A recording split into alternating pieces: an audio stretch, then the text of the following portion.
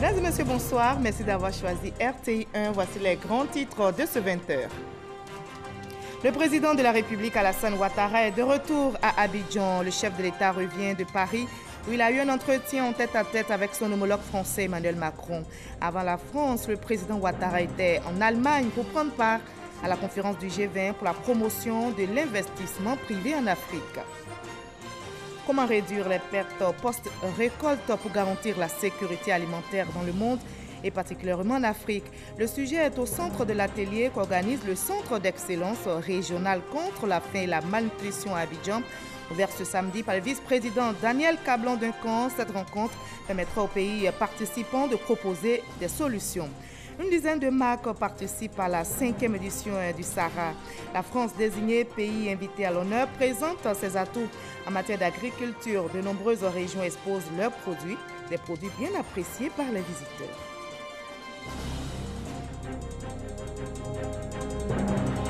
Ce samedi, c'est journée de silence électoral en Guinée-Bissau. Avant la présidentielle de demain dimanche, la campagne électorale s'est achevée hier. 12 candidats sont en liste pour ce scrutin. Ils sont près de 700 000 Bissau-Guinéens appelés dans les urnes ce dimanche pour les départager. Soyez les bienvenus sur RTI 1. Ajoutez notre rendez-vous culturel de samedi.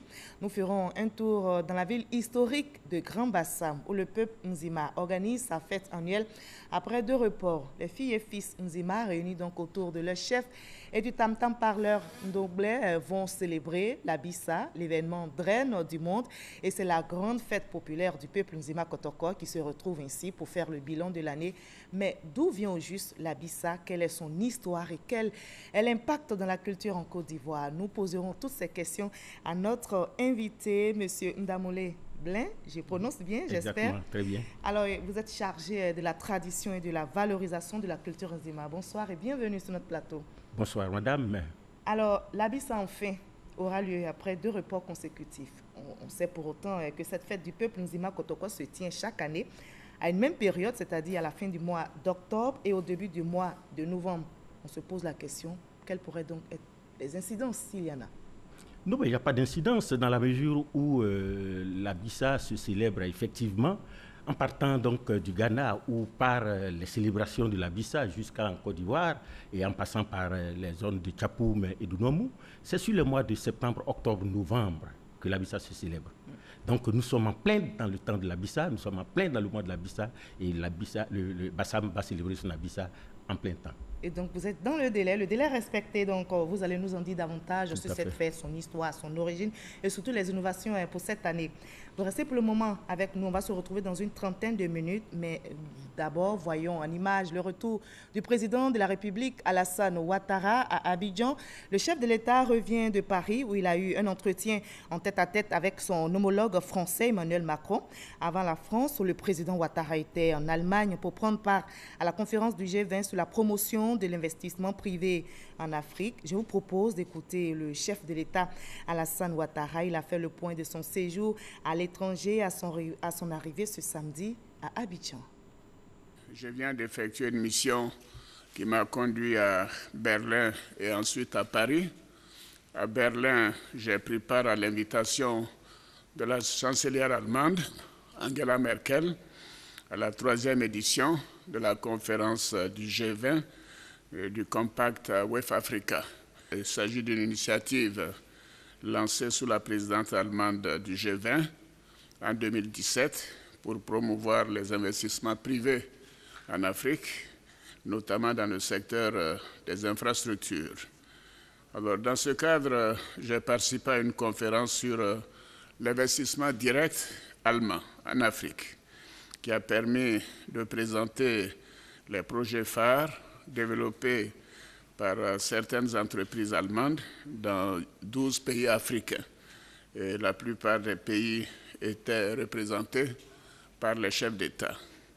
J'ai pu ainsi évoquer le projet d'assainissement et de drainage des eaux fluviales qui sera mis en œuvre par l'entreprise allemande Goff grâce à un financement de la banque allemande KfW avec l'appui du gouvernement ivoirien. Ce projet est particulièrement important parce que cela permettra de relever les défis d'assainissement et de drainage des eaux fluviales dans notre pays, notamment dans le district d'Abidjan, qui compte 5,5 millions d'habitants. Et ce projet permet ainsi à notre pays d'être mieux outillé pour faire face aux inondations de plus en plus fréquentes et qui résultent bien sûr du changement climatique. Alors, lors de mon intervention, j'ai salué les résultats positifs déjà enregistrés depuis la mise en œuvre de la coopération directe entre l'Allemagne et les pays africains, membres du Compact WEF-Africa, et j'ai appelé au renforcement de cette coopération. Je parle de coopération directe parce que, comme vous le savez, l'Allemagne contribue via l'Union européenne au financement de nombreux projets en Côte d'Ivoire. Alors, dans ce cadre de la coopération directe, je me félicite des 3 importants accords qui ont été signés au cours de cette visite à Berlin. Le premier concerne un appui budgétaire de 100 millions d'euros accordé par l'Allemagne.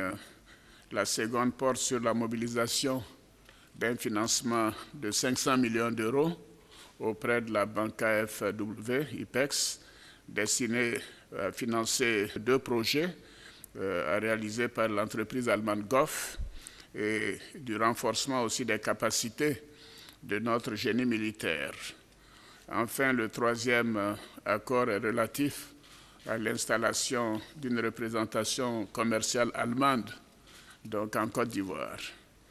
Alors, nous avons eu une séance plénière et au cours de cette séance plénière de la conférence du G20 Compact, WEF Africa, j'ai indiqué que la Côte d'Ivoire continue de poursuivre les réformes initiées dans les 3 domaines retenus dans le cadre du Compact avec l'Afrique, à savoir le cadre macroéconomique, le climat des affaires et le financement. J'ai aussi salué l'ouverture prochaine d'une délégation allemande en Côte d'Ivoire qui permettra de renforcer et d'identifier les relations économiques entre la Côte d'Ivoire et la République fédérale d'Allemagne. Enfin, j'ai réaffirmé l'objectif de notre pays qui est de passer du statut de grand producteur mondial de matières premières à celui d'exportateur de produits transformés et manufacturés. En marge de la conférence, j'ai pris part aux côtés de mes homologues à 2 dîners. Le premier offert par le président allemand, son Excellence M. Frank-Walter Steinmeier, président de la République fédérale d'Allemagne, et le second offert par la chancelière Angela Merkel. Nous avons, au cours de ces dîners, fait un tour d'horizon des relations entre l'Allemagne et les pays membres du G20 Compact avec l'Afrique, ainsi que la coopération bilatérale entre l'Allemagne et la Côte d'Ivoire. Et nous avons parlé de coopération régionale également, de lutte contre le terrorisme et la nécessité pour les organisations internationales de tenir compte du poids de la lutte contre le terrorisme dans le budget de nos pays. Alors, j'ai eu également des échanges très fructueux avec l'association économique germano-africaine Africa-VRN, composée de plusieurs responsables d'entreprises, et aussi avec la nouvelle directrice générale du Fonds monétaire international, Mme Kristalina Georgieva, et le directeur général de la Société financière internationale, qui représentait le président du groupe de la Banque mondiale, le président David Malpass. Je me suis entretenu également avec le président de l'Association fédérale allemande des petites et moyennes entreprises, les PME. Vous savez que les PME représentent 70% de la production donc en Allemagne. C'est dire qu'elles sont très importantes. Donc j'ai insisté sur le fait que nous souhaitons que le président de l'association nous rende visite pour une rencontre avec le patronat, la Chambre de commerce et les PME. J'ai rencontré aussi l'ancien président de la République fédérale d'Allemagne, Horst Kohler, qui a été directeur général du Fonds monétaire international, ainsi que notre compatriote, notre jeune frère, Salomon Kalou, qui évolue actuellement dans le championnat allemand de football professionnel. Alors, au terme de ma visite en Allemagne, je me suis rendu à Paris où j'ai eu un entretien en tête-à-tête avec le président Macron le jeudi 21 novembre. Et nos échanges ont porté sur les relations bilatérales, mais aussi sur les questions régionales et internationales, notamment la lutte contre le terrorisme dans le Sahel. Nous avons aussi évoqué sa prochaine visite dans notre pays, qui aura lieu en décembre, et nous nous concerterons la semaine prochaine pour arrêter une date définitive. Voilà, vous venez donc d'écouter le président de la République, Alassane Ouattara, qui arrive donc à Abidjan au moment où se tient le Sahara 2019. Et je rappelle que la France est le pays invité d'honneur à ce Sahara, ce salon de l'agriculture et des ressources animales. Et justement, à son arrivée ce samedi à Abidjan, le président Ouattara, comme vous le voyez sur ces images, a reçu à sa résidence à la Riviera à Cocody le ministre français de l'Agriculture et de l'Alimentation. Nous reviendrons sur cet élément dans nos prochains journaux. Comment réduire les pertes post-récolte pour garantir la sécurité alimentaire dans le monde et particulièrement en Afrique? Le sujet est au centre de l'atelier qu'organise le Centre d'excellence régional contre la faim et la malnutrition à Abidjan, ouvert donc aujourd'hui par le vice-président Daniel Kablan-Duncan. Cette rencontre devrait permettre aux pays participants de partager les bonnes pratiques et de proposer surtout les solutions visant à résorber les pertes post-récolte. Mama Traoré. D'ici 2050, la Terre devra nourrir 9 milliards d'habitants selon la FAO, l'Organisation des Nations Unies pour l'alimentation et l'agriculture. Outre les changements climatiques, un autre défi se pose en obstacle à l'atteinte de cet objectif, celui des pertes pré- et post-récolte le long de la chaîne de valeur. Les fruits et légumes sont les plus concernés en général. Les pertes vont jusqu'à 50% dans les fruits et légumes. Au niveau des céréales, généralement, les pertes vont à un tiers de la récolte.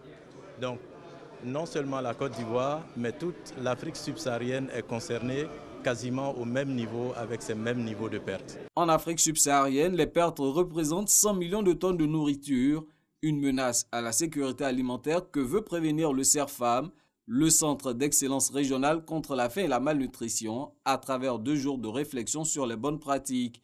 Les travaux sont présidés par le vice-président de la République, Daniel Kablan-Duncan. J'invite donc le CERFAM à une compilation. Il y a une diffusion des éventuelles bonnes pratiques et les leçons apprises, notamment donc après ce séminaire, pour faciliter les interactions futures entre les acteurs en vue de consolider les efforts dans la mise en œuvre des bonnes pratiques de gestion post-récolte et post-capture. La synergie, la complémentarité avec l'ensemble des partenaires au développement œuvrant dans le domaine permettra aussi de soutenir durablement les solutions régionales novatrices. Lors de cet atelier qui réunit plusieurs pays africains, le CERFAM entend s'inspirer du modèle chinois en matière de réduction des pertes post-récolte.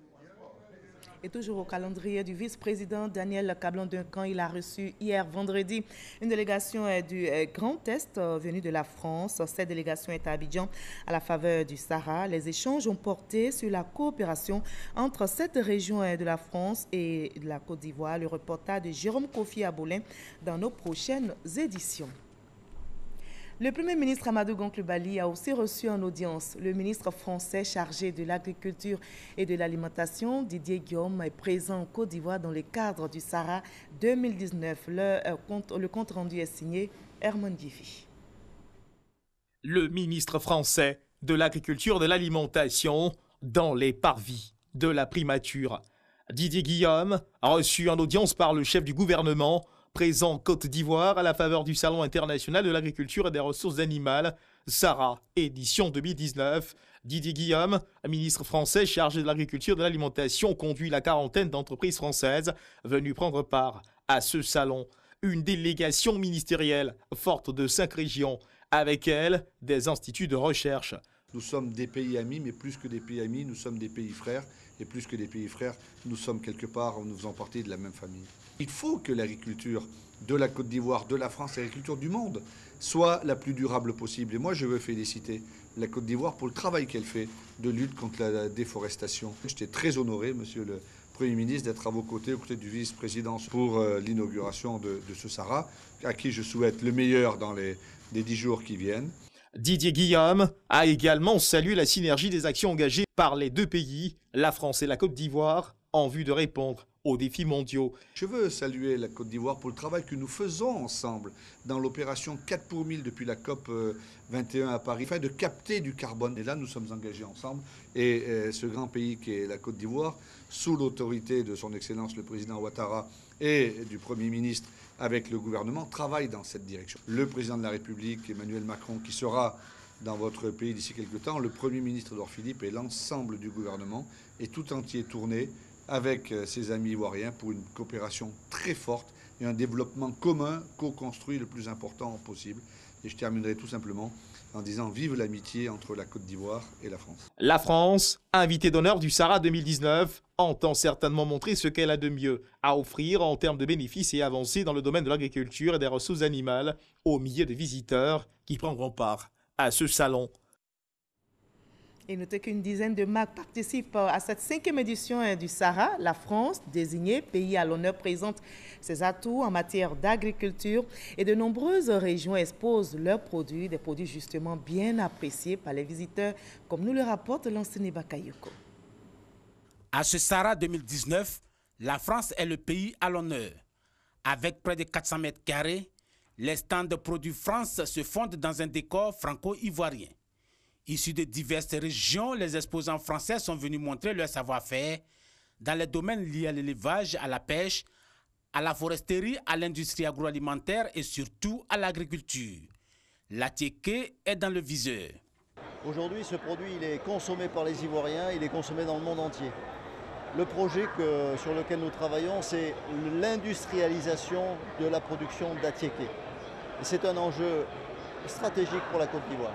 La présence des opérateurs économiques français, c'est également faire connaître la capacité de production et d'échange des marques avec le reste du monde et de nouer des partenariats techniques et commerciaux concernant l'agriculture et les activités connexes. Il y a beaucoup de demandes de formation en Côte d'Ivoire, notamment sur les métiers d'agriculture, que ce soit en termes techniques, sur les conseils de production animale et végétale, et sur la commercialisation aussi, parce qu'il y a beaucoup de productions qui sont excédentaires et qui nécessitent du conseil pour pouvoir être vendues à l'extérieur de la Côte d'Ivoire, sur les pays limitrophes et partout en Europe.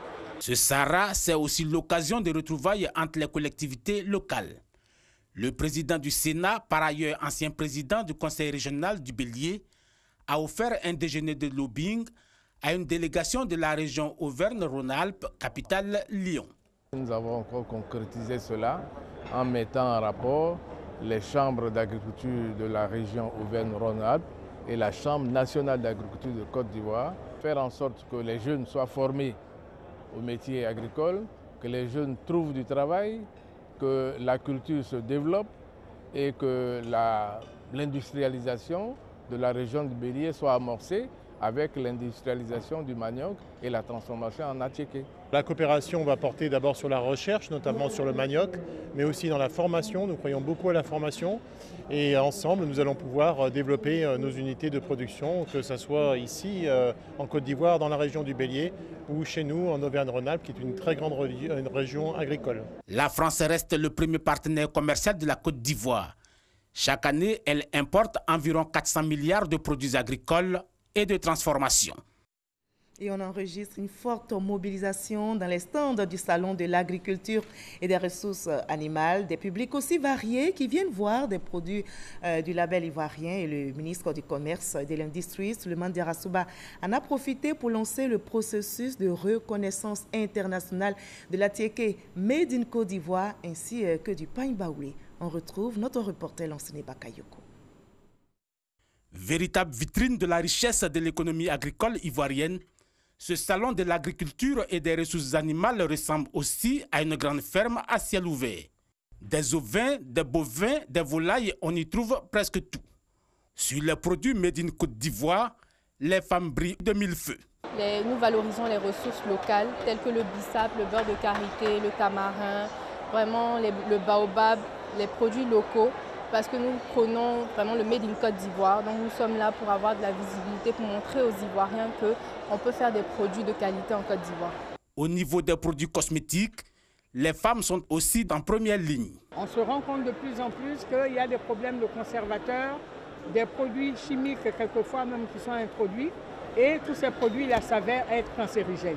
C'est ainsi que nous avons décidé de mettre des produits sur le marché, des produits 100% naturels. Cette artisane aux ambitions très hautes a pu échanger avec le ministre de la promotion des PME, Félix Anoblé, en visite sur le site. Un homme heureux qui compte apporter l'appui de l'État à l'initiative privée nationale. Et le SARA donne l'opportunité donc à l'ensemble des producteurs ivoiriens, non seulement pour ceux qui sont encore dans la grande production brute, de réfléchir à la transformation, mais pour ceux qui ont démarré la transformation, de pouvoir valoriser et présenter les produits transformés sur le marché international. Preuve de la volonté de l'État d'accompagner les opérateurs privés, la mise en route du processus de reconnaissance de l'attiqué traditionnel et du pagne baoulé au niveau de l'Organisation internationale de la propriété intellectuelle. Il s'agit d'accroître la valeur ajoutée de ces produits du terroir, mais également de créer une certaine identité culturelle locale. La finalité de toutes ces actions est d'établir la cartographie des produits typiques au fin de les intégrer aux différents plans de développement pour leur valorisation en liaison avec les conseils régionaux et les autorités territoriales. À ce salon de l'agriculture et des ressources animales qui drainent du beau monde, une des attractions est la sortie du nouveau conseil EVA Palmier à Hull.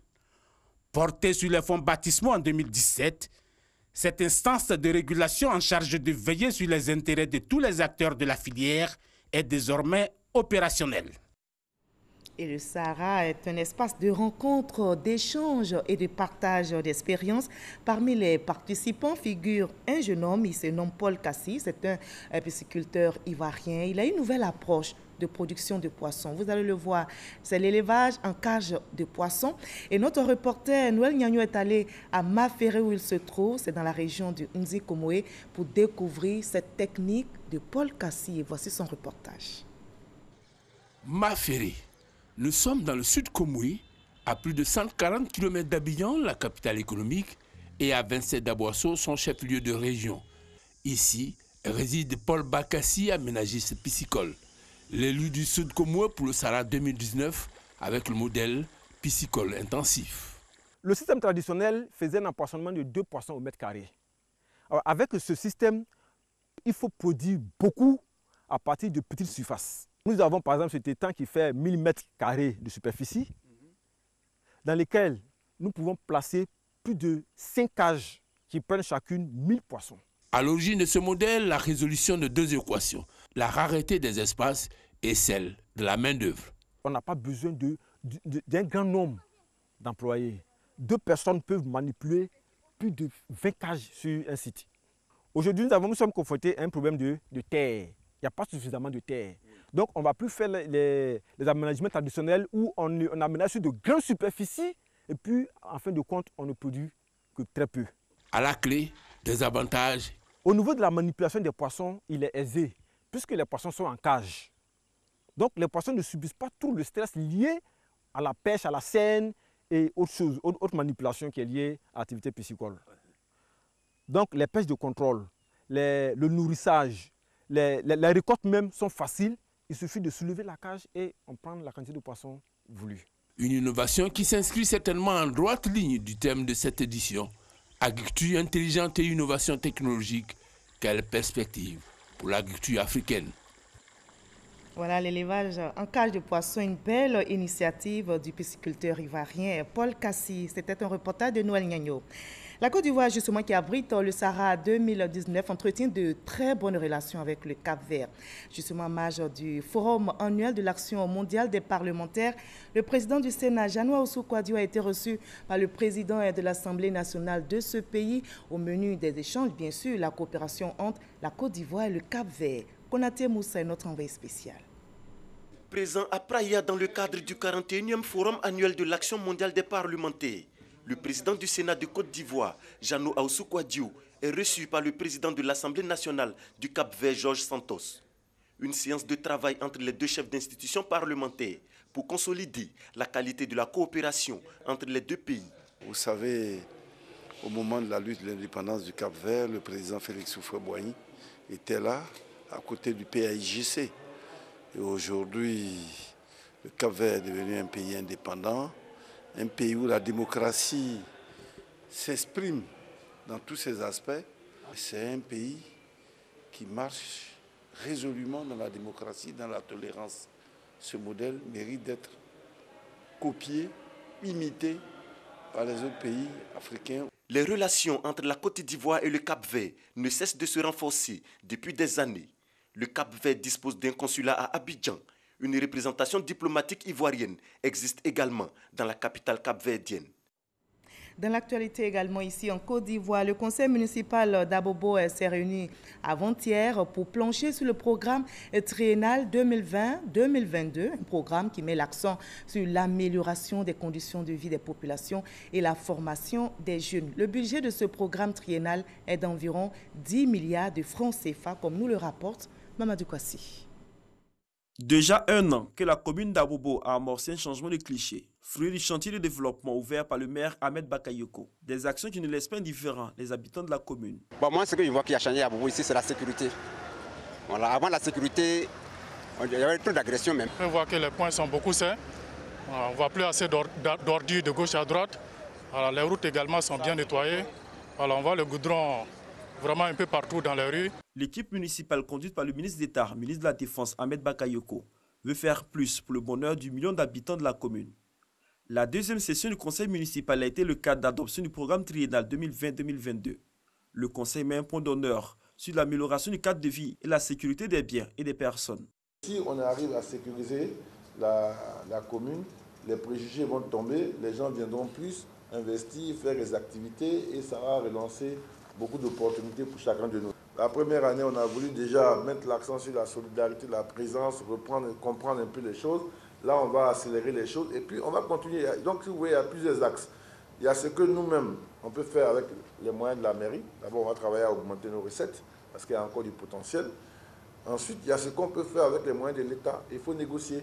Le maire Ahmed Bakayoko a également indiqué qu'un accent sera mis sur la formation des jeunes de la commune ainsi que leur insertion socio-professionnelle. À Bobo, étant donné que nos gens sont très proches des métiers de la main, artisans, couturiers, boulangers, etc., qu'on puisse avoir un centre pour pouvoir former nos jeunes. Ce sont au total 19 projets qui sont prévus pour la période 2020-2022, pour un montant global de 10 milliards de francs CFA.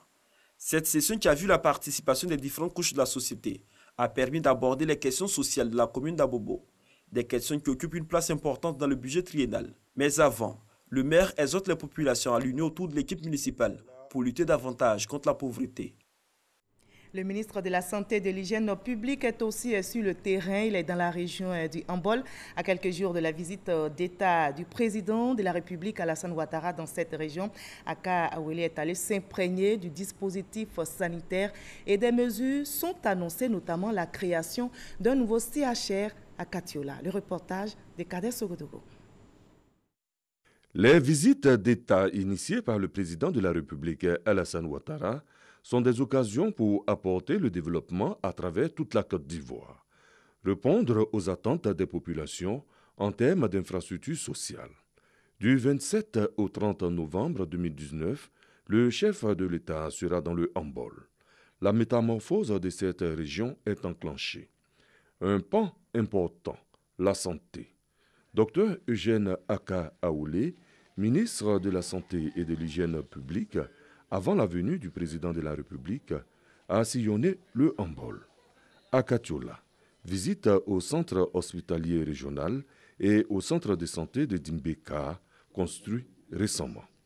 Pour répondre aux besoins actuels, Katiola va bénéficier d'un nouveau CHR de plus de 20 milliards de francs CFA.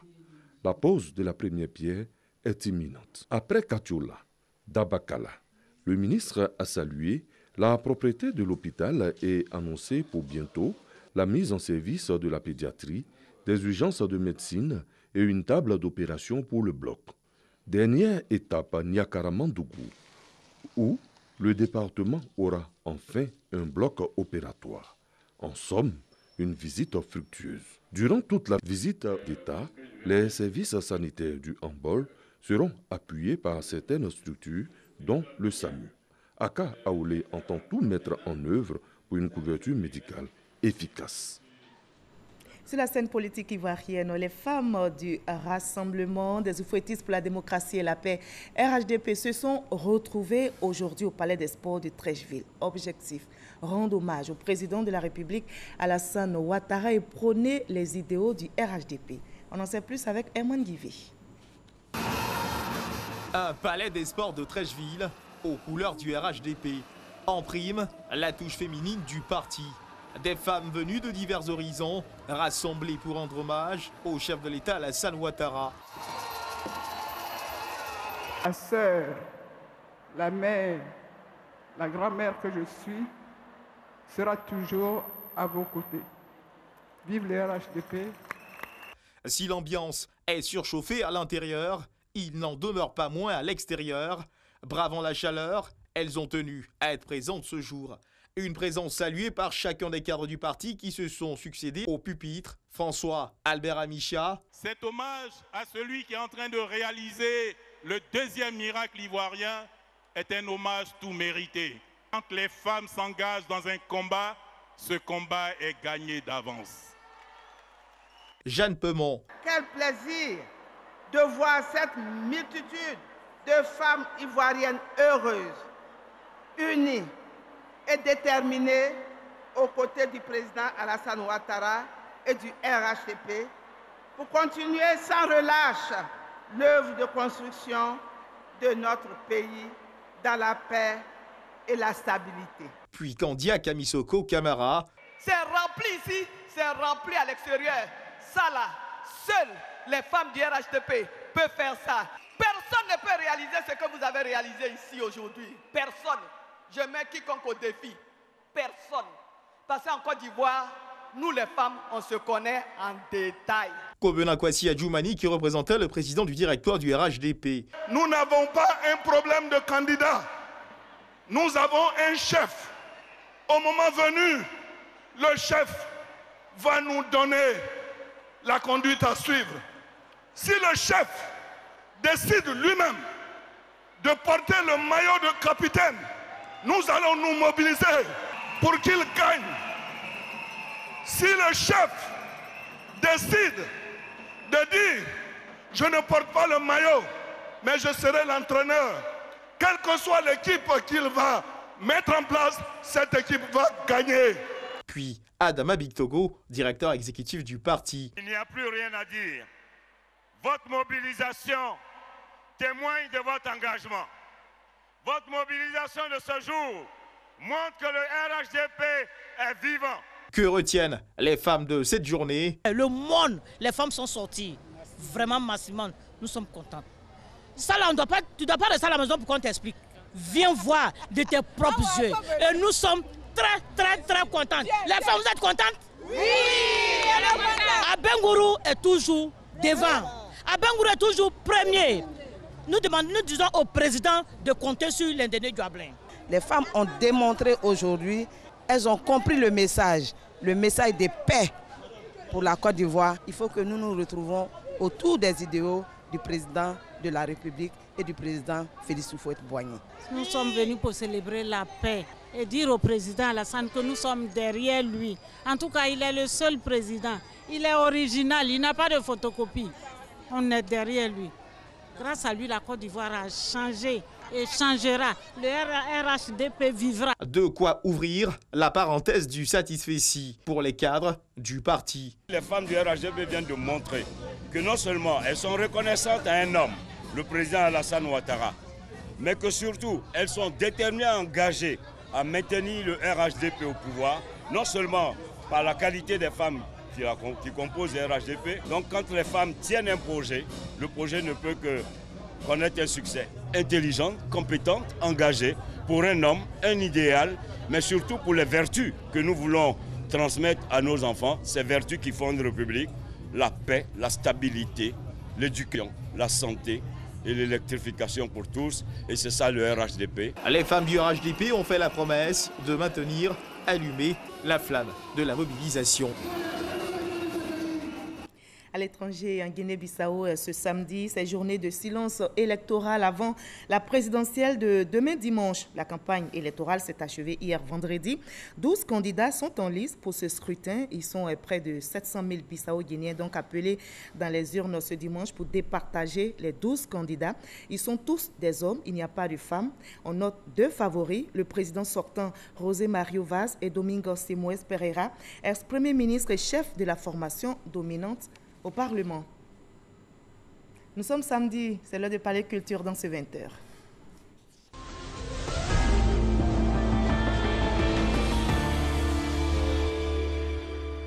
On en arrive à l'entretien avec notre invité de la page culture. On vous retrouve, M. Ndamoulé Belin. Alors, vous êtes chargé, je rappelle, de la tradition et de la valorisation de la culture Nzema.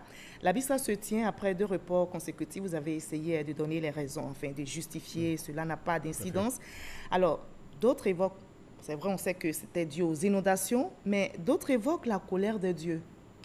Qu'en dites-vous? Oui, non, la colère de Dieu, il faut dire que Mère Nature... aurait entraîné ces inondations. Oui, non, Mère Nature est passée par là. Vous savez que... quand on regarde un peu la géographie et quand on regarde un peu ce qui se passe à travers le monde, vous voyez qu'il y a eu beaucoup de précipitations, surtout dans la sous-région. Donc les eaux ont monté. Le fleuve Komoué est largement monté, ce qui a constitué une inondation au niveau donc, de la ville de Bassam. Alors, la colère de Dieu, non, je ne dirais pas ça. Je ne dirais pas que c'est la colère de Dieu.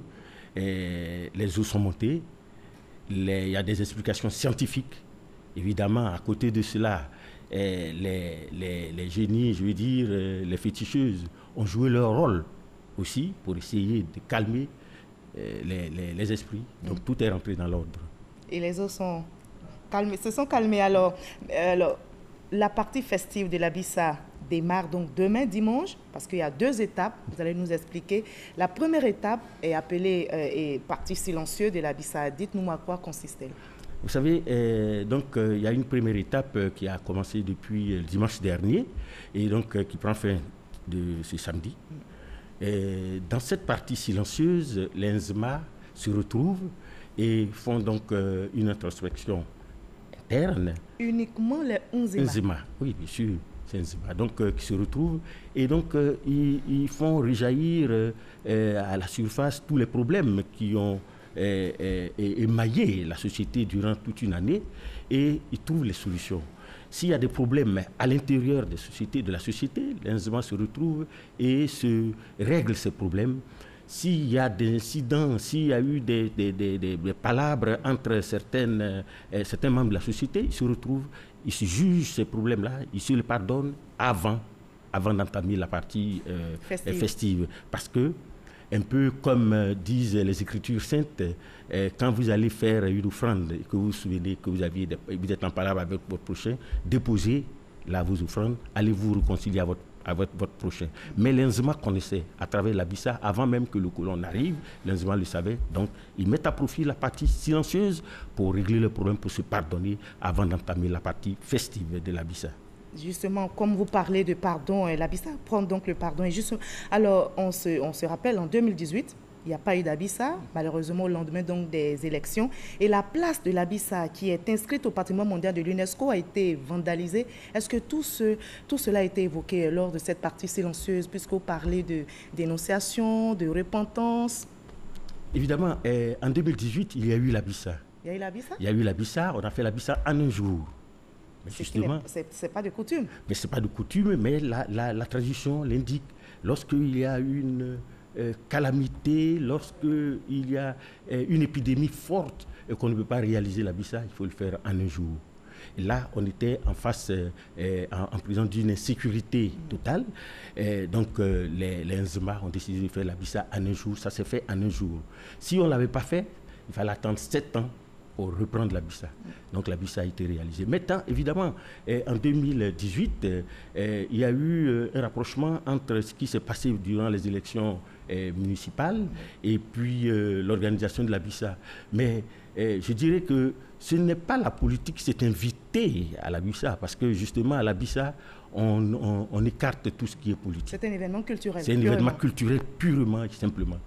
Personne, je dis personne, ne peut s'accaparer cet élément culturel-là pour faire de la politique. Donc l'année dernière, en raison donc de l'insécurité, le peuple Nzema a décidé de faire l'Abissa en un jour. Malheureusement, cette place de l'Abissa a été vandalisée. Oui, mais cette place a fait l'objet d'une purification.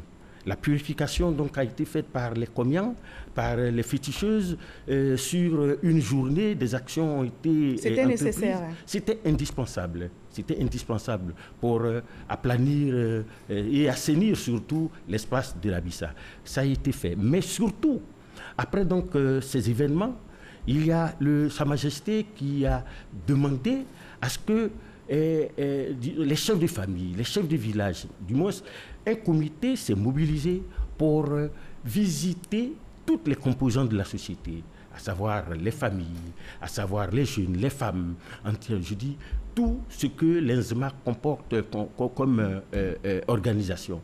Donc ces sites-là ont été visités, ces personnes ont été visitées, et au terme donc, de ces échanges, il y a eu donc une cérémonie que nous avons appelée la cérémonie de la Zunguelé.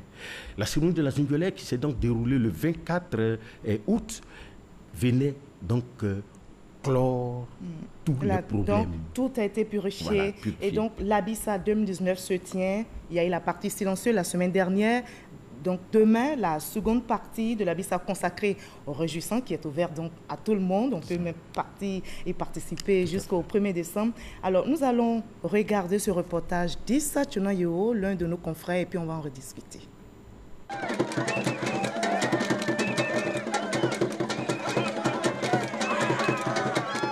L'Abissa est une fête qui marque la fin d'une année d'activité politique, sociale et économique et le début d'un nouvel an chez les Nzima Kotoko.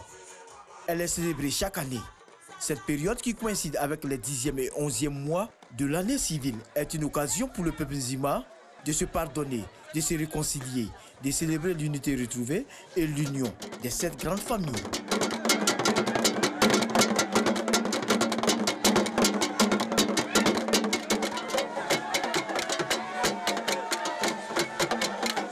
L'Abissa, fête des renaissances, des régénérations et des bilans du peuple Nzima, est surtout marquée par des symboles forts.